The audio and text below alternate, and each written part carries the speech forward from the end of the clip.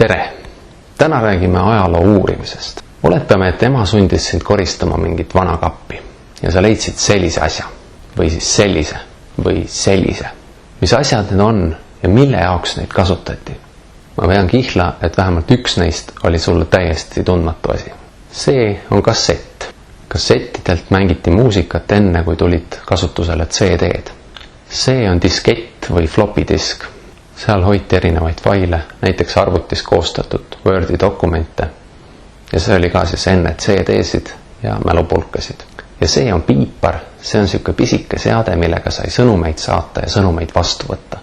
Ja see oli siis enne seda, kui tulid mobiiltelefonid ja nad nii-öelda ära sõid. Mina mäletan veel ähmaselt neid aegu, kui neid asju kasutati. See oli umbes 20 aastat tagasi ehk 1990. aastatel. Ilmselt kui te oleksite oma vanemate käest seda küsinud, siis nad oleksid võinud teile ka nendest asjadest rääkida. Aga kui me leiame hoopis vanema asja, mitmeid tuhandeid aastaid vana asja, ükski sel ajal elanud inimene pole enam elus, kuidas me saame üldse midagi selle aja kohta ja selle asja kohta teada? Selle jaoks ongi ajalooteadus, mis uurib, kuidas inimesed vanasti elasid, millal miski toimus ja miks mingid asjad toimusid. Ja ajalooteadusest me täna räägimegi. Aga kes on need inimesed, kes ajalugu uurivad? Neid nimetatakse ajaloolasteks. Nende töö ongi uurida ajalugu ja selgitada mineviku kohta igasugu uusi asju välja. Ja siis kirjutada neist asjadest näiteks raamatuid või artikleid ja jagada neid asju, mis nad on teada saanud inimestega näiteks seminaridel, raadios, televisioonis. Ehk siis ajaloolased uurivad ajalugu umbes samamoodi nagu loodusteadlased uurivad loodust.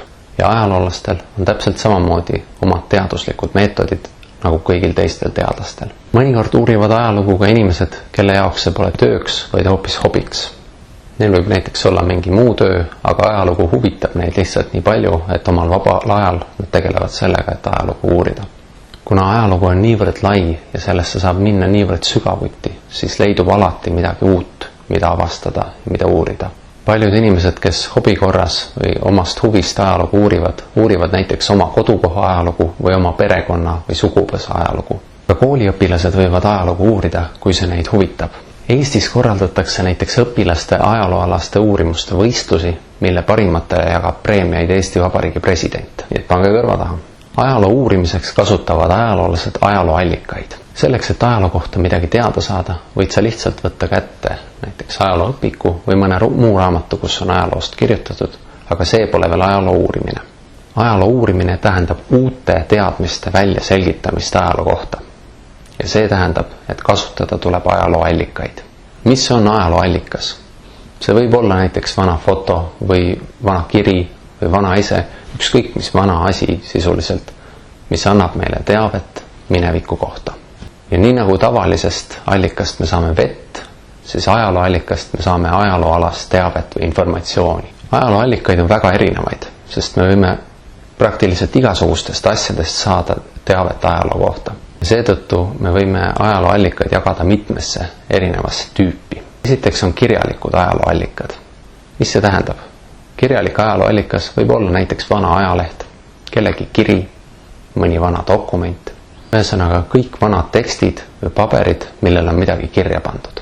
Mõnekümne aasta pärast võivad teie vihikud olla ka juba kirjalikud ajalooallikad. Näiteks mõni ajaloolane leiab teie vihikud ja siis selle põhjal uurib seda, kuidas mõnikümmend aastat tagasi koolis ajalugu õpetati. Teine ajalooallikate tüüp on suulised ajalooallikad. Suuline ajalooallikas on näiteks see, kui keegi räägib mälestusi oma minevikust. Näiteks kui teie vanemad või vanavanemad räägivad midagi selle kohta, kuidas Eesti 25 aastat tagasi uuesti iseseisvaks sai.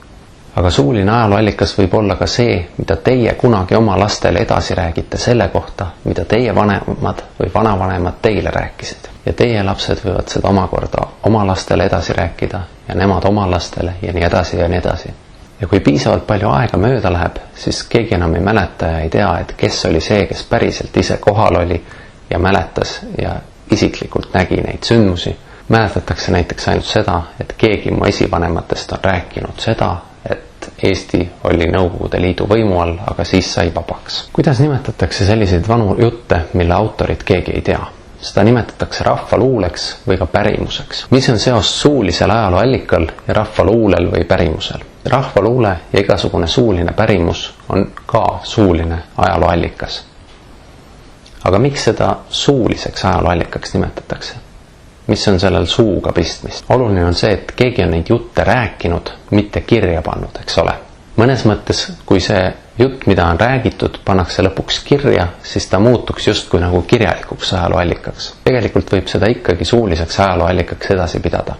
Oluline vahe suulise ja kirjaliku ajalooallika vahel on see, et kui kirjalik ajalooallikas pannakse kirja, siis ta enam ei muutu, aga kui suulist ajalooallikat jutustatakse edasi, siis iga jutustamiskorraga ta natuke muutub. See on umbes nagu telefonimängus, kus esimene laps ütleb teisele, et kass läks õue, siis teine ütleb kolmandale, et kass sõi õuna, ja kui 20 last on üksteisele järjest seda sõnumit edasi sosistanud, siis viimane ütleb, me kõik saame surma. Suulise ajalooallika puhul on ka see, et iga inimene mäletab asju natuke erinevalt. Samas kirjaliku ajalooallika puhul kirjapandu ei muutu, kui seda just ei üritata tahtlikult kuidagi kustutada või hävitada. Seepärast peavad ajaloolased üldiselt kirjalikke ajalooallikaid suulistest ajalooallikatest usaldusväärsemateks. Samas suhtuvad ajaloolased kõigisse ajalooallikatesse kriitiliselt. Kriitiline suhtumine ajalooallikasse tähendab seda, et me ei võta seda, mis ajalooallikas meile räägib, kunagi sõna-sõnalt, vaid enne kontrollime järgi ja uurime, kuivõrd seda usaldada tasub. Kolmas ajalooallikate tüüp on esemelised ajalooallikad. Esemeline ajalooallikas võib olla mis tahes vana ese. Vana pliiats, saapad, mõõk, hõbemüntide staare. Ka vanad hooned, näiteks lossid, paleed, kindlused, vanad talumajad on tegelikult esemelised ajalooallikad. Vähemalt selles mõttes, et nad on käega katsutavad.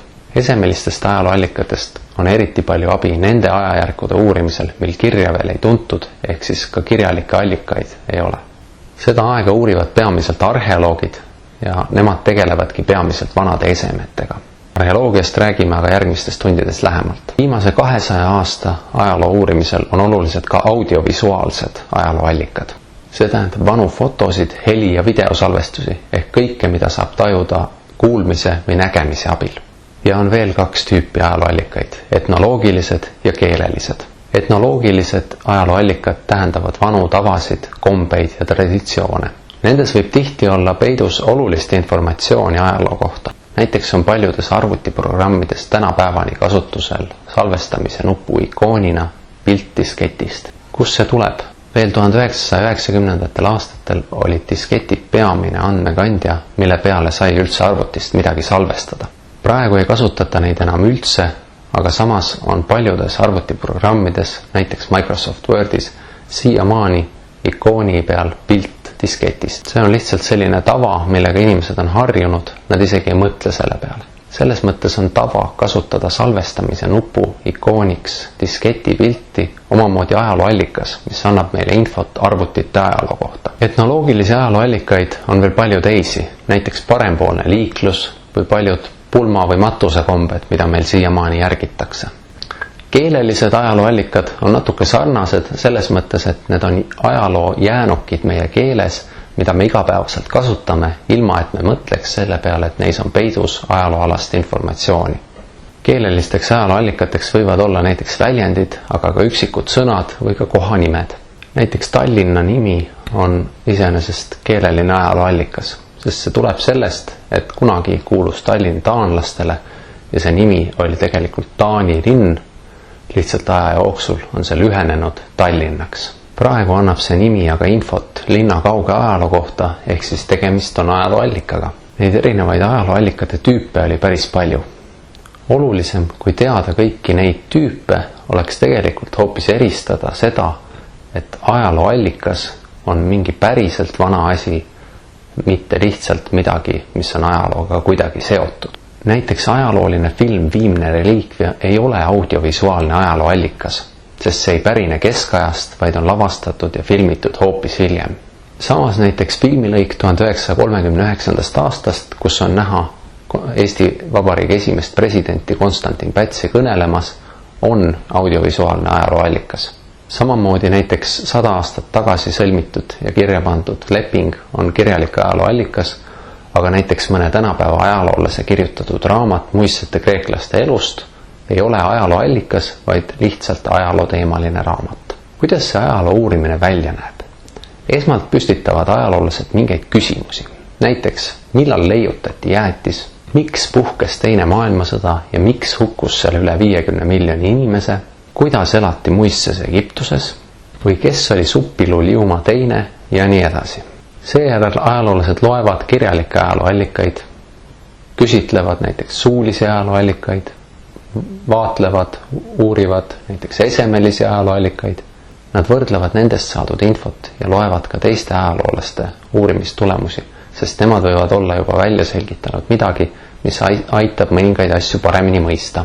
Ja selle kõige põhjal teevad ajaloolased sellised järeldused, mis tunduvad neile kõige usutavamad. Seejärel tutvustavad nad oma järeldusi teistele ajaloolastele, kes võivad nendega siis kas nõustuda või vastu vaielda.